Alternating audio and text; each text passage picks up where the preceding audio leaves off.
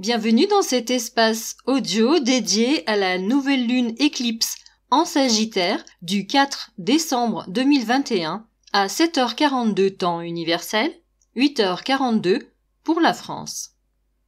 Il s'agit d'une éclipse solaire totale, mais qui ne sera pas visible en Europe, seulement de l'Antarctique, du Pacifique et de l'Atlantique Sud et très partiellement de l'Australie et de l'Afrique du Sud. Néanmoins, de manière inconsciente et symboliquement, nous pouvons en ressentir certains effets, car le fait que la lumière du soleil soit occultée par la lune est un symbole puissant à plusieurs titres, notamment lié à leur polarisation masculine et féminine. Dans ce thème de nouvelle lune, ceci est particulièrement significatif. Voyons cela de plus près. Une nouvelle lune marque toujours le début d'un nouveau cycle, et en ce jour plus encore, dans la mesure où il s'agit de la dernière nouvelle lune de 2021, et qu'à ce titre, elle clôt l'année autant qu'elle ouvre une porte sur 2022. Nous avions, lors de la dernière pleine lune éclipse en Taureau, mentionné que l'axe Taureau-Scorpion abriterait toutes les éclipses de 2022. Ainsi, cette éclipse solaire en Sagittaire, proche du nœud sud, se trouve enchâssée entre 2021 et 2022, ce qui résonne quelque peu comme une parenthèse, envoyant comme un signal avant de tourner résolument cette page annuelle, ou peut-être davantage. En effet, pour Paris, et analogiquement pour la France, elle se situe en maison 12, qui elle aussi renvoie à l'idée d'une fin de cycle, à moins de 2 degrés de l'ascendant. La lunaison se produit sur le 13e degré Sagittaire. L'analyse Sabian l'associe à l'image suivante. Une veuve voit son passé mis en lumière. Il s'agit ainsi également de l'évocation d'une fin de cycle au travers de l'émergence d'une vision nouvelle du passé qui porte en elle l'opportunité d'un avenir dégagé d'un poids karmique. L'ascendant, quant à lui, est positionné sur le 15e degré.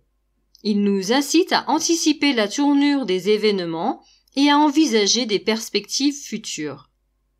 Or, il se trouve que cette nouvelle lune intervient dans le contexte d'une quadruple conjonction. Soleil-Lune, bien sûr, en présence de Vesta et de Mercure. L'ascendant est ainsi encadré par la nouvelle lune et Mercure. Cet encadrement met en évidence l'importance de la relation à soi et aux autres dans l'axe ascendant-descendant, mais également en lien donc avec l'actuel axe des nœuds lunaires Gémeaux-Sagittaire qui justement nous fait travailler sur cette thématique depuis mai 2020. Mercure se trouve en opposition à la lune noire et fait face au nœud nord en Gémeaux, signe qu'il gouverne. La lune noire sur la cuspide de Seth, donc le descendant, appuie plus encore sur nos peurs sociales et relationnelles. Le message de Mercure dans cette configuration peut être de ne pas retomber dans ce genre d'errance et de construire pour le long terme une vision de nos relations personnelles et sociales inspirée des plus nobles idéaux de l'humanité, et notamment l'aspiration à la fraternité. L'influence prégnante de Vesta dans la conjonction ne peut qu'œuvrer dans ce sens. Pour davantage de détails sur cet ensemble, je vous invite à vous reporter aux espaces audio dédiés à Mercure et Vesta en Sagittaire, ainsi qu'au transit de la Lune noire en Gémeaux. Cette construction à long terme en responsabilité se trouve encouragée par Saturne en Verseau, en sextile à Mercure et à la lunaison. Ce peut être une poussée ressentie de manière désagréable par certaines personnes, car elle se situe toujours dans le contexte du carré Saturne-Uranus. Celui-ci, en Taureau, indique nettement que le changement ne peut être différé et que le passage à l'action est requis. Par ailleurs, en quinconce à l'amas en Sagittaire, Uranus pèse de tout son poids dans ce sens, et en tant que maître du Verseau, il aura assurément le dernier mot. Aussi, si nous ressentons que nous sommes réfractaires à ce changement, demandons-nous pourquoi, et si ce refus d'obstacle sert ou dessert notre humanité la plus profonde. Car le Sagittaire et le Verseau, portant les nobles idéaux humains, impose que notre réflexion soit menée sur ce fondement et aucun autre.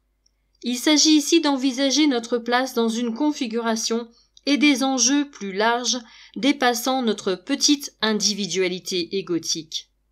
La dimension que nous donnons à notre existence est ainsi questionnée dans sa légitimité. Il est temps de se demander, avant d'aborder l'année 2022, quelles dispositions peuvent être prises pour accompagner dans les meilleures conditions cette puissante dynamique. L'aspect harmonieux de Chiron à la main en Sagittaire indique qu'il en va aussi de notre santé au sens le plus large du terme, c'est-à-dire de notre accomplissement, tant physique que mental, moral et spirituel. Le cœur de cette problématique de nouvelle lune pointe vers le cercle harmonieux formé par Vénus-Pluton en Capricorne, en sextile à Neptune et à Mars, ce dernier lui-même en trigone à Neptune, ce qui vient clore harmonieusement la boucle.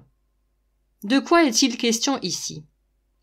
La nouvelle conjonction Vénus-Pluton, qui sera d'ailleurs l'un des aspects phares de 2022, indique que ce changement a trait à notre positionnement vis-à-vis du pouvoir et invite notamment à un rééquilibrage entre les forces masculines et féminines au travers d'une régénération créative.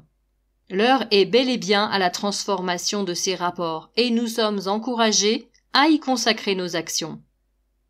Vénus et Mars en sextile sont guidés par leurs octaves supérieures, respectivement Neptune et Pluton, qui font en quelque sorte descendre entre guillemets des informations du plan transpersonnel au plan personnel. Si nous sommes réceptifs à ce processus, nous devrions y voir considérablement plus clair et ressentir un regain de force et de volonté. Jupiter, en quintile à la lunaison et en carré à Mars, soutient la créativité et exige une action volontaire en toute conscience. Nous voyons ici clairement les forces féminines à l'œuvre sur l'ensemble. Vénus, Vesta, la Lune noire, mais aussi Pallas en conjonction à Neptune en Poisson, dans ce contexte d'éclipse du Soleil par la Lune. Il s'agit d'un processus enclenché il y a déjà plusieurs mois, notamment relevé lors de la pleine lune en Poisson du 21 septembre dernier, mais qui trouve ici une expression encore plus évidente. Si vous souhaitez vous pencher sur l'analyse des parallèles entre ces deux moments, je vous invite à vous reporter à l'espace audio que j'avais consacré à cette pleine lune, mais aussi à celui dédié à la fin de la rétrogradation de Neptune, puisque cette actuelle nouvelle lune est la première depuis la reprise de son avancée, ce qui est loin d'être un fait négligeable concernant l'importance que prendra plus encore Neptune en 2022. Voyons à présent les aspects numérologiques de cette nouvelle lune. L'addition de 4, 12 et 2021 nous renvoie au nombre 21, le monde, dans le tarot de Marseille. Cette carte évoque la réalisation, l'accomplissement ainsi qu'une fin de cycle. Par ailleurs, figurant la notion de service auprès de l'humanité dans la compassion, elle appelle à se reconnaître dans notre réalité profonde. En réduction, cela nous ramène au chiffre 3, à l'impératrice. Elle symbolise la puissance de la féminité, invitant à incarner, tant en pensée qu'en acte, une féconde créativité. Ces arcanes résonnent tout particulièrement avec les éléments essentiels de cette nouvelle lune éclipse, que je vous souhaite porteuse et fructueuse. Je vous remercie de votre écoute et de votre fidélité. Je vous retrouverai avec plaisir au cours de plusieurs audios dans ce dernier mois de l'année, riche en événements astrologiques très importants en vue de 2022.